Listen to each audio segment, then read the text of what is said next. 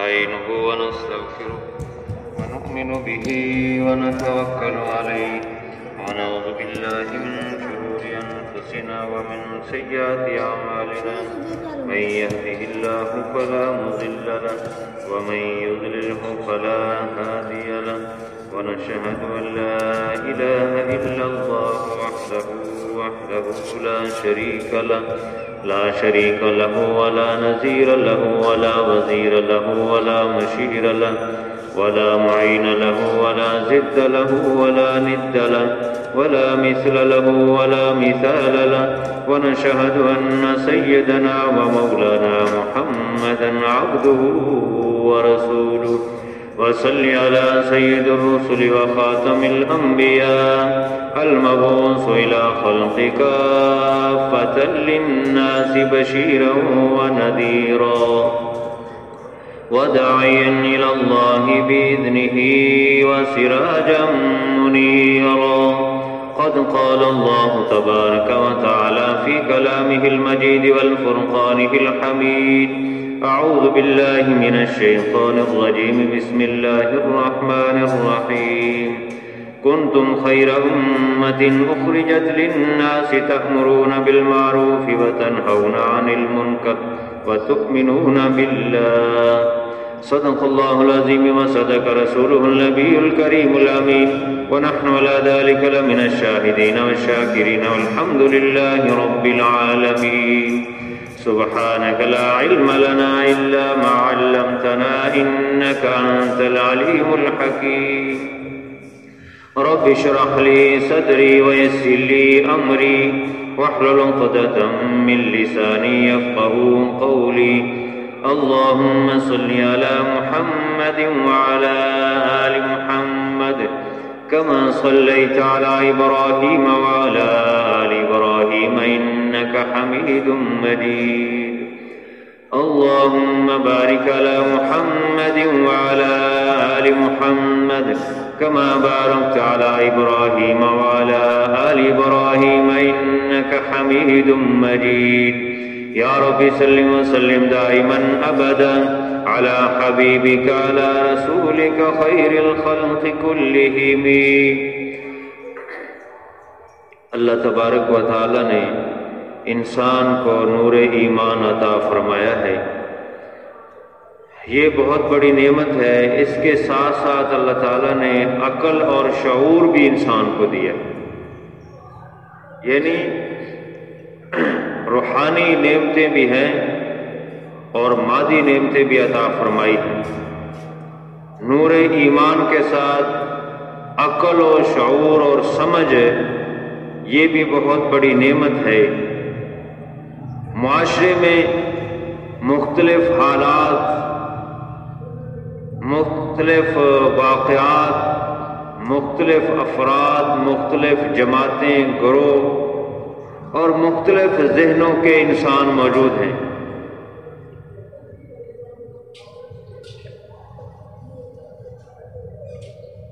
اب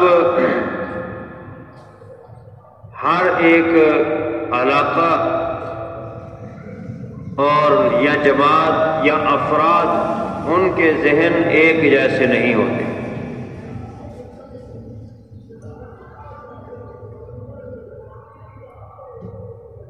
جب برائی اور گناہ انسان کے سامنے ہوتا ہے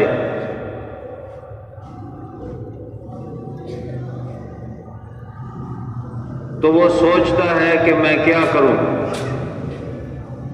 میں اس برائی کو روکوں یا نہ روکوں. جو اس کے سامنے منکر اور گناہ ہو رہا ہے، اللہ اور اس کے رسول کی نافرمانی ہو رہی ہے، تو لوگوں کو اس برائی اور گناہ سے میں منع کروں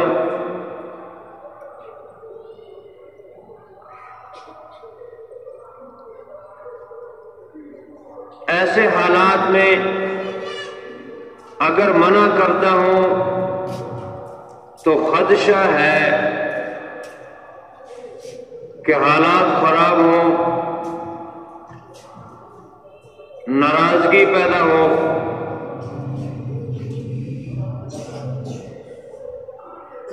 जिसको मना किया गया है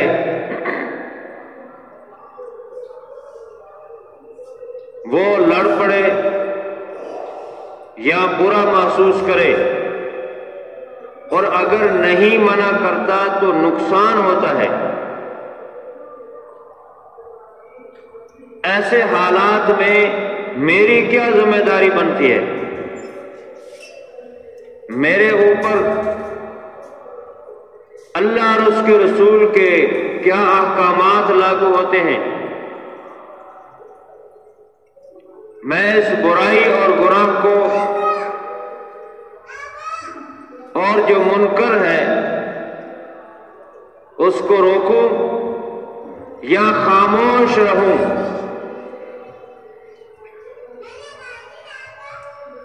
बाज़ औक़ात तो खामोशी पर यह कहा जाता है कि मैं बर्दाश्त कर रहा हूं, बाज़ औक़ात बोलकर कहा जाता है।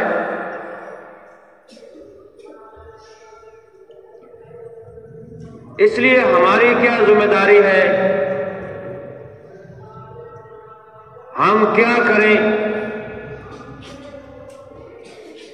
कुरान पाक में अल्लाह तबारक व तआला फरमाते हैं, कुंतुम खैर उम्मतिन,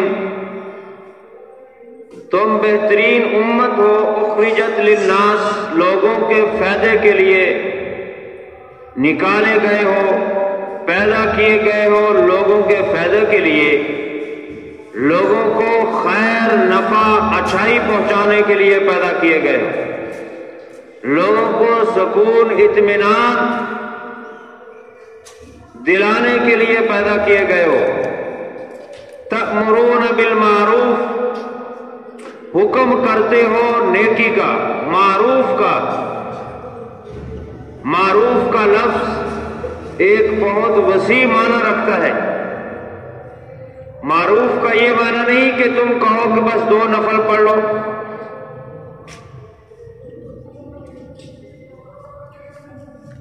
मारूफ का हुक्म करते हो, जिन कामों का अल्लाह और उसके रसूल ने करने का हुक्म दिया है उसके करने का कहते हो। वो इबादात हो जैसे नमाज, रोजा, हज, ज़कात, वो मुआशरत हो, घर की बाहर की मुआशरे की जिंदगी हो, उसमें जो बुराइयां अल्लाह और उसके रसूल के हुक्म के मुताबिक जो अमल करना, आमाल हुक्म दिया है उसके मुताबिक मुआशरत बसर करते हो, तिजारत और कारोबार करते हो, तो अल्लाह और उसके रसूल के हुक्म के मुताबिक करते हो। बीवी बच्चे औलाद की तरबियत है, अपने मातहतों की तरबियत है, मुलाजमीन की तरबियत है,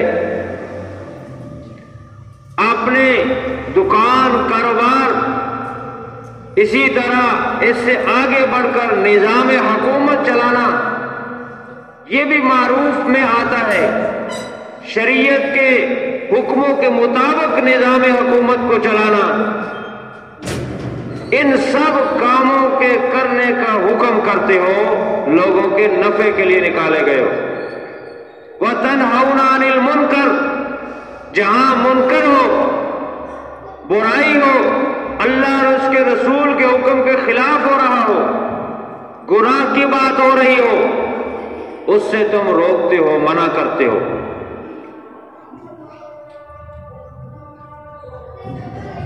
ये आयत ने हमारी जिम्मेदारी भी बताई है कि हम इन हालात में क्या करेंगे, हमारे ऊपर क्या जिम्मेदारी आयद होती है। अब इंसान सोचता है, मैं अपने दफ्तर में, मैं अपनी दुकान में, मैं अपने इदारे और फैक्ट्री में, मैं अपने मस्जिद और मदरसे में, मैं अपने घर में अगर मना करता हूं तो मसाइल पैदा होते हैं, मुश्किलात पैदा होती हैं। लेकिन अगर मना नहीं करता, खामोश रहता है, تو پھر نقصان ہوتا ہے. نقصان صرف اس کو نہیں ہوگا، پورے معاشرے کو نقصان ہوگا، پورے ادارے کو نقصان ہوگا، پوری فیکٹری کو نقصان ہوگا، پوری دکان اور پورے محلے اور پورے ادارے کو نقصان ہوگا. صرف اس کا نقصان نہیں ہے، اگر یہ برائی سے منع نہیں کرتا تو صرف اس کا نقصان نہیں ہے، پورے معاشرے کا نقصان ہے.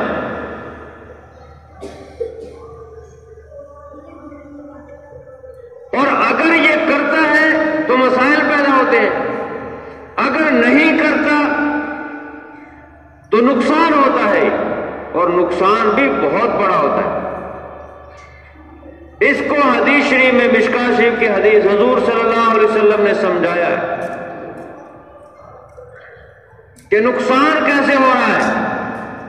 اگر برائی جو ہو رہی ہے معاشرے میں، گھر میں، ادارے میں، فیکٹری میں، اس کو نہیں روکا جاتا تو نقصان کیسے سب کو ہوگا.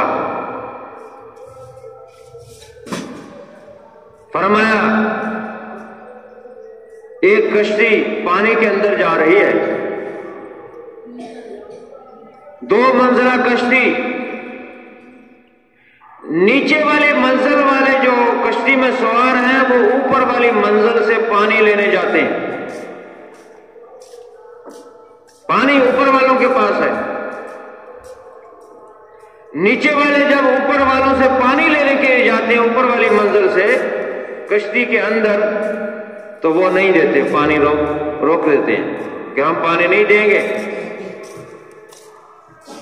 اب یہ واپس آتے ہیں اپنی نیچے والی منزل میں، اور یہ شخص جس کو پانی نہیں دیا گیا یہ کہتا ہے میں پانی لینے کے لیے اپنی سیٹ کے نیچے سے سوراخ کروں گا، نہ میں اپنے ساتھ والے کی سیٹ سے سوراخ کروں گا، نہ اس کے کسی اور کے سیٹ سے سوراخ نہیں کروں گا. اپنا جہاں بیٹھا ہوا ہوں جو میں نے سیٹ کے پیسے دیے ہیں اسی سیٹ کے نیچے سے سوراخ کروں گا. اب بتاؤ یہ اپنا نقصان کر رہا ہے یا ساری کشتی والوں کا نقصان کر رہا ہے؟ بظاہر تو وہ یہ کہہ رہا ہے کہ میں صرف اپنی سیٹ کے نیچے سے سوراخ کر رہا ہوں پانی لینے کے لیے، حقیقت میں وہ ساری کشتی والوں کا نقصان کر رہا ہے اور ساری کشتی ڈوب جائے گی اس سے پانی جب آئے گا. ایسے ہی جب ہم معاشرے میں برائی کو نہیں روکتے تو ہم صرف اپنا نقصان نہیں کر رہے ہوتے، ہم پورے ادارے کا نقصان کر رہے ہوتے ہیں، معاشرے کا نقصان کر رہے ہوتے ہیں. حضور نبی پاک صلی اللہ علیہ وسلم فرمایا وَمَنَعُوهُمْ، بس وہ ان کو روکتے ہیں کہ سوراخ نہ کرو، نجو، وہ نجات پا جائیں گے. اگر روکیں گے تو نجات پا جائیں گے، کشتی کنارے لگ جائے گی. وَإِن تَرَكُوا، اور اگر نہیں روکتے بیٹھ رہتے کہتے کوئی بات نہیں اپنی سیٹ کے نیچے سے کر رہا ہے ہمیں کیا حرج ہے. تو فرمایا غارقو، سب کے سب غرق ہوں گے، صرف وہ اکیلا غرق نہیں ہوگا. جب معاشرے کے اندر برائی کو نہیں روکا جائے گا، جو دیکھ رہا ہے اس کے سامنے برائی ہو رہی ہے، یہ نقصان صرف اس کا نہیں ہے، یہ پورے معاشرے کا نقصان، پورے ادارے کا نقصان ہے، یہ تمام افراد کا، پوری امت کا نقصان ہے. معاشرہ یہ ایک کشتی کی مانند ہے، ہمارا گھر ایک کشتی کی مانند ہے جس میں ہم سوار ہیں، ہمارا ادارہ اور فیکٹری یہ ایک کشتی کی مانند ہے، ہمارا تجارتی اور کاروباری سیٹ اپ یہ کشتی کی مانند ہے. اگر ہم وہاں منکر کو دیکھتے ہیں، گناہ اور برائی کو دیکھتے ہیں اور نہیں روکتے تو اس کشتی کی طرح پھر سارے کے سارے غرق ہو جائیں گے، سارے کے سارے تباہی بربادی میں جائیں گے. نہیں انل منکر نہیں کریں گے تو فرمایا پورا گھر تباہ ہوگا. اس لیے کہتے ہیں اولاد کہانی مانتی، گھر میں بے برکتی ہے. وہ پورے گھر میں اگر فوری اثرات نہیں ہوتے 1-2 سال میں اثرات ہو جائیں گے. پوری فیکٹری تباہ ہوئے گی، پورا معاشرہ تباہ ہوگا، پورا گھر تباہ ہوگا، کیونکہ یہ کشتی کی مانند ہے. دوسری حدیث ہے مشکاۃ شریف کے آپ صلی اللہ علیہ وسلم نے فرمایا جب تم برائی کو دیکھو اور برائی کو منع نہ کرو،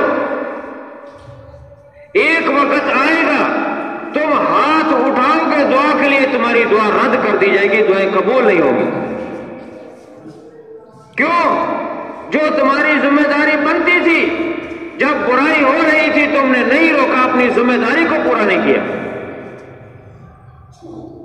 احساس نہیں کیا کہ شریعت نے مجھ پر کیا ذمہ داری عائد کی ہے، میرے سامنے گناہ ہو رہا ہے، میرے سامنے برائی ہو رہی ہے اور میں خاموش ہوں، تو فرمایا پھر تمہاری دعائیں قبول نہیں ہوں گی، دعا رد ہو جائے گی۔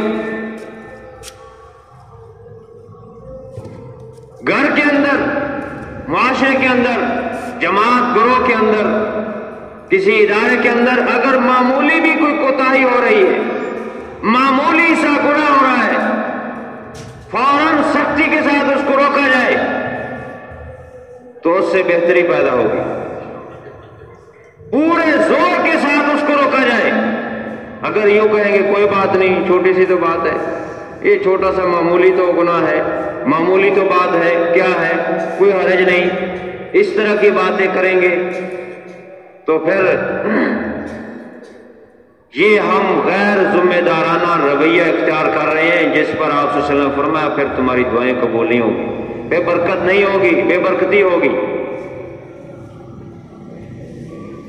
جیسے سفید لباس ہے، اس پہ معمولی سا چھوٹا سا اگر کوئی دھبا لگتا ہے، داغ لگتا ہے تو وہ واضح نظر آتا ہے۔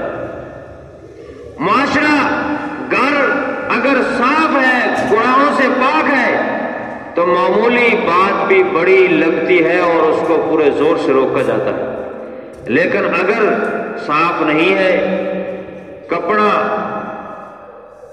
داغ لگتا رہا حتیٰ کہ وہ سیاہ ہو جائے گا، سفید بھی سیاہ ہو جائے گا اور پھر اس پر داغ لگے گا، نظر نہیں آئے گا۔ ایسے ہی جو گناہ ہو رہا ہے، جس کو معمولی سمجھ کے ہم لاپرواہی اختیار کر رہے ہیں کہ کوئی بات نہیں، چھوٹا ہے، جب اس کو اسی طرح کرتے کرتے، لاپرواہی اور اگنور کرتے کرتے وہ دل ہمارا سیاہ ہو جاتا ہے، پھر ہمیں تمیز نہیں رہتی۔ رشوت لیتا ہے کہتا جائز ہے، سود کھاتا ہے کہتا جائز ہے، سود کا نام بدل دیا، انٹرسٹ ہے، ناموں سے، طریقے سے سود ختم نہیں ہوتا۔ اسی طرح گناہ جو ہے پھر تمیز نہیں رہتی، پھر وہ برائی کو بھی اچھائی گنتا ہے، کیونکہ دل سیاہ ہو چکا ہے، اس میں تمیز نہیں رہی۔ اب جتنے بھی گناہ کرے گا اس کالے کپڑے کی طرح اس نظر نہیں آئے گا اس میں۔ اور دل کا سیاہ صاف کرنا وہ توبہ کرنا ہے۔ ایک چھوٹا سا گناہ ہو گیا، فوراً توبہ کر لی، پورے زور سے اللہ کے سامنے رو کر تو وہ صاف ہو گیا، بالکل سفید ہو گیا دل۔ اب اس کو معمولی سا گناہ بھی بڑا لگے گا اور وہ اس کا احساس کرے گا۔ اگر گناہ کا احساس ختم ہو جائے تو پھر نہیں رہتا۔ لیکن بات یہ ہے کہ برائی سے روکنا، گناہ سے روکنا، یہ بھی بڑی ذمہ داری ہے اور اس کو پورے ذمہ داری سے کرنا چاہیے، بڑی حکمت کے ساتھ، بڑے اچھے لہجے کے ساتھ اور اچھے طریقے کے ساتھ برائی کو روکنا چاہیے۔ اللہ تعالیٰ فرماتے ادعو الی سبیل ربک بالحکمت والموعظۃ، اپنے رب کے رستے کی طرف بلاؤ لوگوں کو حکمت کے ساتھ، والموعظۃ الحسنۃ، اور اچھی نصیحت کے ساتھ، اچھے طریقے کے ساتھ، وجادلہم باللتی ہی احسن۔ اگر کوئی مجادلہ ہو جاتا ہے، جس کو برائی سے روکا جا رہا ہے، وہ کوئی سوال جواب شروع کر دیتا ہے، تو پھر اس کے سوال کا جواب احسن، حسن نہیں، اچھا جواب نہیں دینا، بہت اچھا جواب دینا ہے کہ جس سے اس کو تکلیف بھی نہ ہو، حکمت اور سمجھداری کے ساتھ، اچھے طریقے کے ساتھ اس کو وہاں نمٹایا جائے، تاکہ جھگڑا نہ ہو، بات طول نہ پکڑے، اچھے انداز میں اچھے طریقے سے نیکی کی تلقین کرنا، برائی سے روکنا، خود بھی اور دوسروں کو بھی، ورنہ اس کے اثرات خود پر بھی اور پورے معاشرے پر پڑتے ہیں۔ اب جو ابتدا میں نے سوال کیا تھا کہ جب ہم برائی سے منع کرتے ہیں تو گھر کا ماحول خراب ہوتا ہے، دفتر کا ماحول خراب ہوتا ہے، فیکٹری اور ادارے کا ماحول خراب ہوتا ہے، نیکی سے منع کرنے، نیکی کا حکم کرنے سے اور برائی سے منع کرنے سے ماحول خراب ہوتا ہے۔ تو توجہ فرمائیں، 3 باتوں کا احساس اور ذمہ داری آپ لیں، پھر ماحول خراب نہیں ہوگا۔ 3 باتوں کا خیال رکھیں جب کسی کو برائی سے روک رہے ہیں۔ پہلی یہ کہ بات حق ہو۔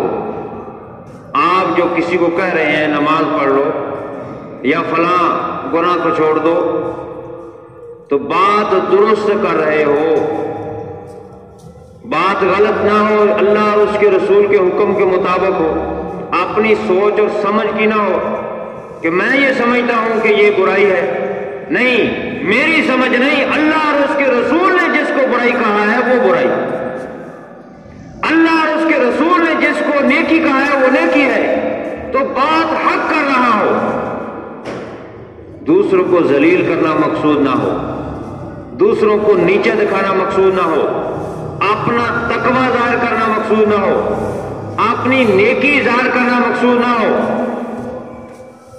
بات حق ہونی چاہیے۔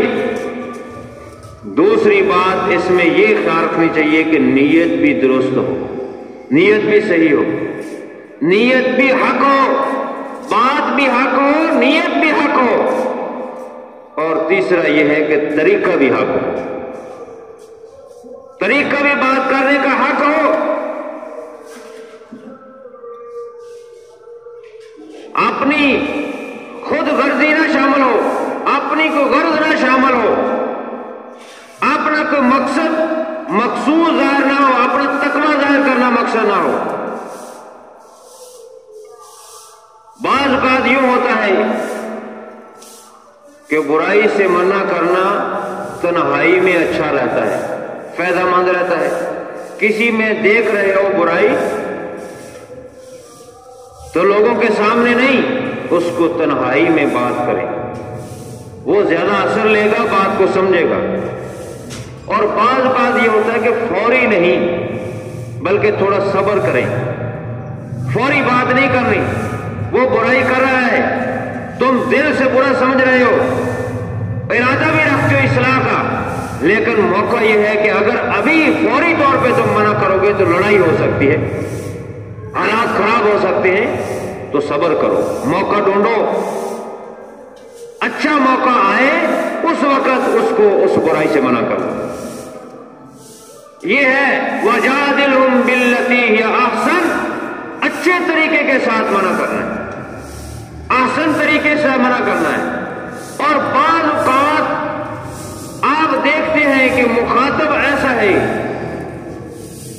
اس کو اشارہ بھی ملے گا تو وہ سمجھ جائے گا اس کو مخاطب کرنے کی ضرورت ہی نہیں، تو آپ مجمع عام میں عمومی بات کر دیں، کسی کو ٹارچر نہ کریں، کسی کا نام نہ لیں، عمومی بات کر رہے ہیں، وہ بھی بیٹھا ہے، باقی بھی لوگ بیٹھے ہیں، عمومی بات ہے، کسی کو پتہ ہی نہیں کس کے بارے میں بات ہو رہی ہے، وہ اشارہ سمجھ اس کی اتنی ہے کہ وہ اشارے سے سمجھ جائے گا، تو بات ہو گئی، کام بن گیا۔ یعنی برائی کو روکنا ہے تو اچھے طریقے کے ساتھ روکنا ہے۔ اسی طرح سمجھدار بچے، بالغ نہیں، میں کہہ رہا سمجھدار، نابالغ ہونے سے پہلے بھی بعض بچے سمجھدار ہوتے ہیں، سمجھدار بچے ہیں تو ان کو بھی نصیحت کرتے ہوئے، برائی سے روکتے ہوئے ان 3 باتوں کا خیال رکھا جائے۔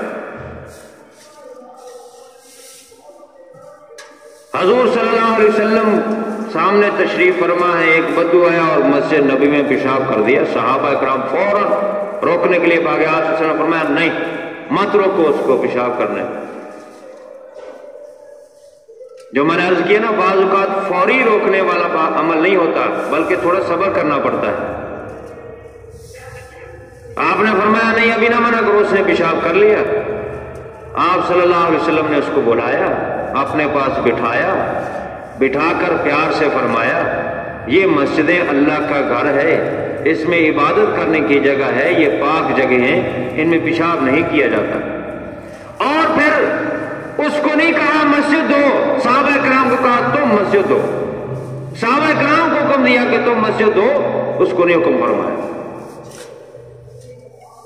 اسی بات کو دیکھ کر وہ ایمان لے آیا۔ متاثر کن طریقہ اختیار کیا آپ صلی اللہ علیہ وسلم، جیسے اثر ہو دل میں تو ایسا طریقہ اختیار کرے جو اثر رکھتا ہو، جو اچھا ہو، جو شریعت کا طریقہ ہو، حق طریقہ ہو۔ محدثین نے اس میں لکھا ہے، یہ محدثین نے کتنا پہلے لکھ دیا، لیکن سائنسدانوں اور ڈاکٹروں کی آج تحقیق ہوئی ہے، اگر کوئی پیشاب کر رہا ہے اچانک اس کو روک دیا جائے تو بعض اوقات اس کی موت بھی اس کی وجہ سے واقع ہو جاتی ہے۔ لیکن آپ صلی اللہ علیہ وسلم کی سوچ اور سمجھ کتنی پہلے، کتنی گہری تھی اور حکمت والی تھی کہ آپ نے فرمایا کہ اس کو پیشاب سے منع نہ کر۔ یہ ہے احسن طریقہ، اچھا طریقہ جس سے منع کیا جائے، جس طریقے سے روکا جائے۔ جب قریب آ جاتا ہے، دین کو سیکھ لیتا ہے انسان، تو پھر معمولی بات پہ بھی سختی بھی کر سکتے ہیں۔ صحابہ کرام جو آپ کے بہت قریب ہو گئے تھے، پہلے سے ایمان لا چکے تھے، آپ بات معمولی سمجھتے تھے۔ جو عام صحابہ نئے اسلام میں داخل ہونے والے کو منع نہیں کرتے تھے، لیکن وہ پرانے صحابہ کو منع کرتے، سختی سے منع کرتے تھے۔ تو جب بندہ اسلام میں داخل ہو جاتا ہے اور وہ دین کو سمجھ لیتا ہے تو پھر بعض کا سختی بھی ہو جاتی ہے۔ لیکن موقع دیکھ کر، اب مسجد میں ایک آدمی نیا نماز پڑھنے کے لیے آیا اور آپ پہلے ہی دن اس پر فتوے لگا دیں تو وہ دوبارہ آئے گا مسجد میں؟ بھئی اس کو آنے تو دو، سیکھنے تو دو، اس کو کچھ مائل تو ہو، تو پھر سیکھے گا تو سمجھ آئے گا۔ نیا ہے یا بچہ ہے تو وہ تو غلطی کرے گا۔ تو طریقہ منع کرنے کا شریعت نے بتا دیا کہ کس طرح کرنا ہے، اور حضور صلی اللہ علیہ وسلم نے یہ بھی بتا دیا کہ ہر شخص کا مرتبہ چونکہ علیحدہ ہے، عقل سمجھ علیحدہ ہے، تو اس کے مطابق اس سے بات کی جائے۔ یہ نہیں کہ سب کے ساتھ سب کو برابر ہی بات کی جائے، ایک ہی لاٹھی سے سب کو آنکا جائے، نہیں، جتنی جس کی سمجھ ہے اس کے مطابق گفتگو کی جائے۔ البتہ ایک طریقہ، بس آخری بات کر کے ختم کر رہا ہوں، ایک عمل برائی کو روکنے کے لیے ایک بات ایسی ہے جو ہر بندہ کر سکتا ہے۔ بعض لوگ کہتے ہیں جی ہم کیسے منع کریں، مسائل پیدا ہوتے ہیں، لیکن ایک عمل ایسا ہے کہ وہ ہر آدمی کر سکتا ہے، کتنے کمزور سے کمزور کیا نہ ہو۔ چنانچہ حضور صلی اللہ علیہ وسلم نے فرمایا کہ من رأى منکرا، جو تم میں سے کوئی برائی کرتے کسی کو دیکھے، فلیغیر بیدہ، تو وہ اپنے زور بازو سے روکے، طاقت سے روکے۔ فإن لم یستطع، اگر طاقت نہ رکھے، فبلسانہ، زبان سے روکے۔ فرمایا فإن لم یستطع فبقلبہ، پھر دل سے روکے۔ یہ دل سے برا سمجھنا، برائی کو برائی سمجھنا، یہ سب کے اختیار میں ہے، اس میں تو کوئی بھی نہیں کہہ سکتا میں بے بس ہوں، دل سے تو برا سب ہی سمجھ سکتے ہیں۔ اور فرمایا فذلک اضعف الایمان، یہ ایمان کا کمزور ترین درجہ۔ اللہ تعالیٰ عمل کی توفیق